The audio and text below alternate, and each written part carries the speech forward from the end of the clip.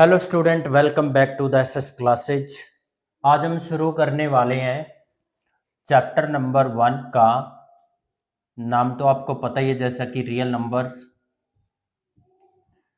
और इस chapter number 1 की एक्सरसाइज करने वाले हैं हम आज 1.2। अगर आपने 1.1 और इस चैप्टर का इंट्रोडक्शन अगर नहीं देखा है तो पहले आप मेरी इंट्रोडक्शन वाली वीडियो के अंदर जाके इंट्रोडक्शन करें चैप्टर का, और उसके बाद एक्सरसाइज 1.1 करें, फिर आप 1.2 पे आना।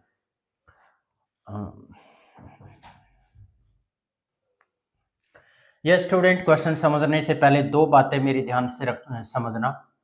एक तो को प्राइम नंबर्स, किस दो नंबर्स को को प्राइम नंबर कहा जाता है। आप कोई भी दो पॉजिटिव नंबर लीजिए, जैसे कि आपने एक 5 ले लिया, एक 24 ले लिया। ये दोनों क्या होंगे, हमारे को प्राइम नंबर होंगे। ये दोनों को प्राइम नंबर्स कब होंगे? जब इन दोनों नंबर का एचसीएफ 1 होगा। अगर इन दोनों नंबर का एचसीएफ 1 होगा तभी ये दोनों नंबर क्या होंगे स्टूडेंट? को प्राइम नंबर होंगे।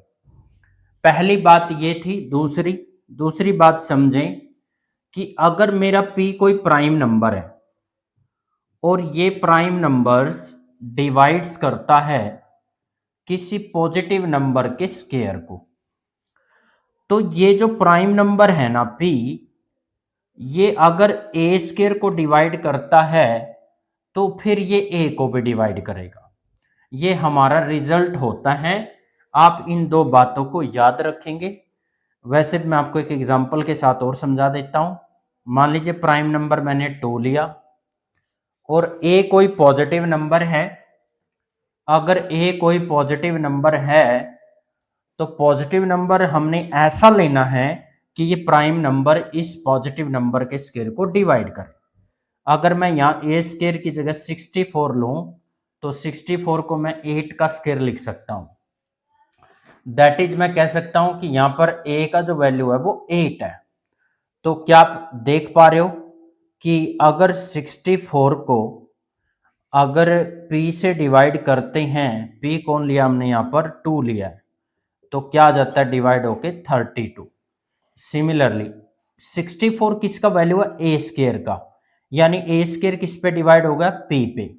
तो ये बात तय है क्या कि जो a की वैल्यू होगी, a की वैल्यू कितनी है यहाँ पर? 8, वो भी क्या होगी आपकी 2 से डिवाइड हो जाएगी। यही हमारा रिजल्ट है। फिर से देखें, अगर p कोई प्राइम नंबर है और ये पॉजिटिव नंबर के स्क्वायर को डिवाइड कर रहा है तो ये प्राइम नंबर a को भी डिवाइड करेगा। एग्जाम्पल के साथ मैंने बताया आपको, p की वैल्यू अगर 2 है तो आप क्या कर रहे हो यहाँ पर? अगर p कोई प्राइम नंबर 2 लिया है और ए स्क्वायर की वैल्यू 64 ली है, 64 को आप 8 का स्क्वायर लिख सकते हो, तो यहाँ पर a का वैल्यू 8 आया। 64 अगर 2 से डिवाइड हो रहा है तो फिर 8 भी 2 से डिवाइड हो जाएगा। आइए स्टूडेंट, इस क्वेश्चन को करते हैं। अगर दोनों बातें समझ में आ गई है, हमने क्या प्रूव करना है? √5 को एक इरेशनल नंबर प्रूव करना है। तो हम इसको कॉन्ट्राडिक्शन से करेंगे। सबसे पहले लिखेंगे सपोज इफ पॉसिबल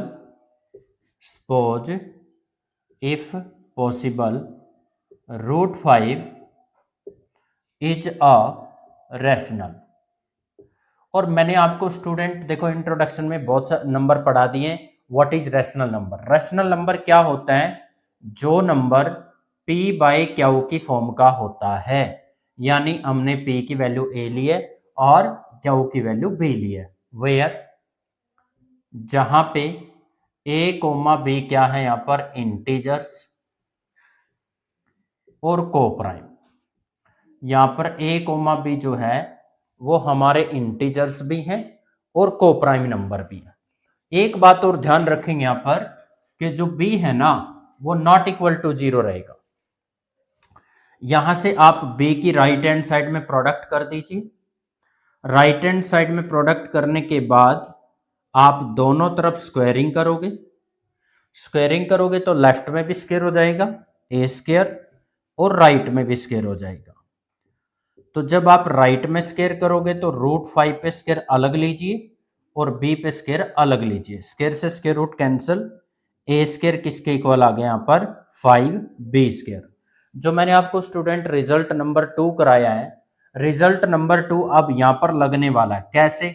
देयरफॉर 5 एक प्राइम नंबर है और मैंने आपको बताया था नंबर 2 में कि कोई भी प्राइम नंबर अगर किसी पॉजिटिव नंबर के स्क्वायर को डिवाइड करता है तो यहां पर लिखेंगे ऑल्सो 5 डिवाइड्स ए। अगर 5 ए स्क्वायर को डिवाइड करता है तो 5 किसको डिवाइड करेगा? ए को भी डिवाइड करेगा।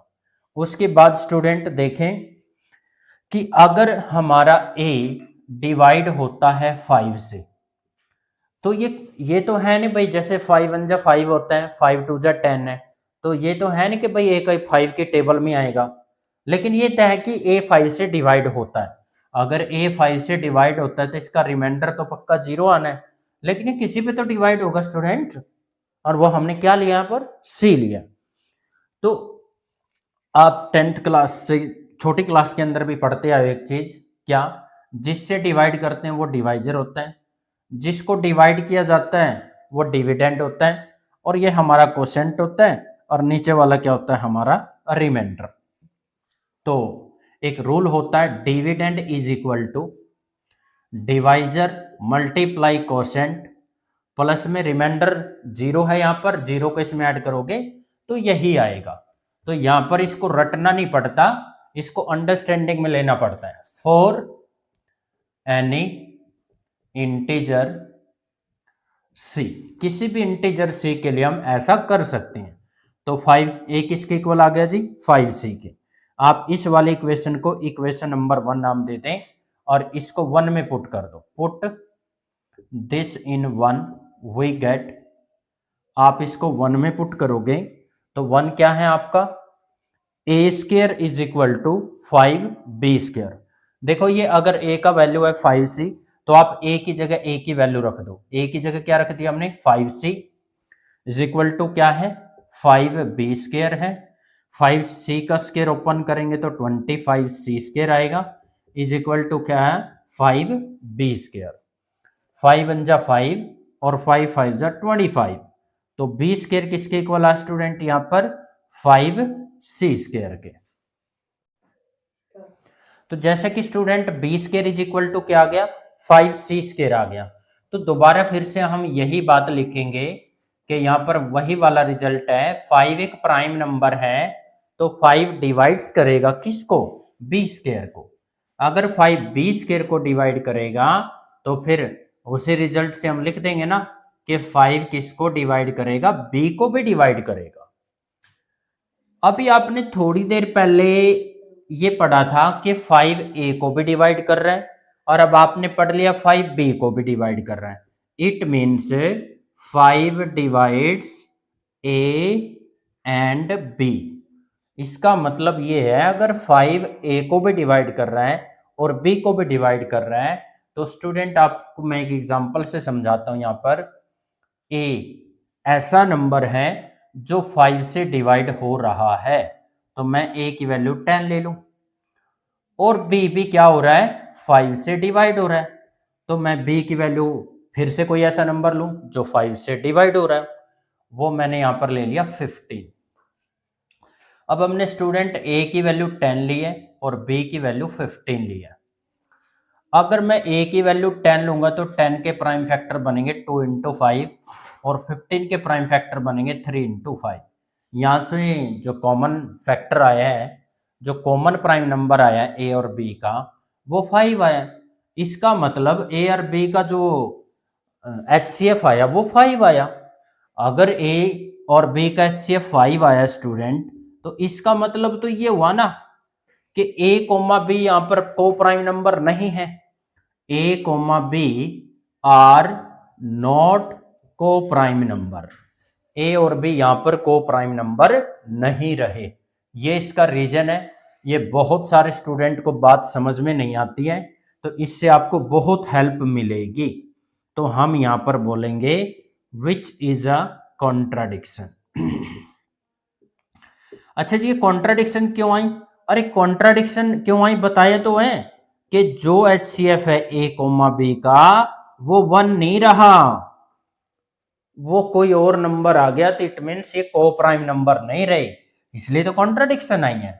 कॉन्ट्राडिक्शन आई क्यों? क्योंकि हम गलत सपोज करके चले थे और ये कॉन्ट्राडिक्शन से प्रूव कर रहे हैं। तो यहां पर लिखेंगे हम our supposition is wrong, our supposition is wrong, hence √5 is an irrational. यानी हम गलत सपोज करके चले थे, तो अब यहां पर जो √5 आया है वो आपका एक इरेशनल नंबर आया है।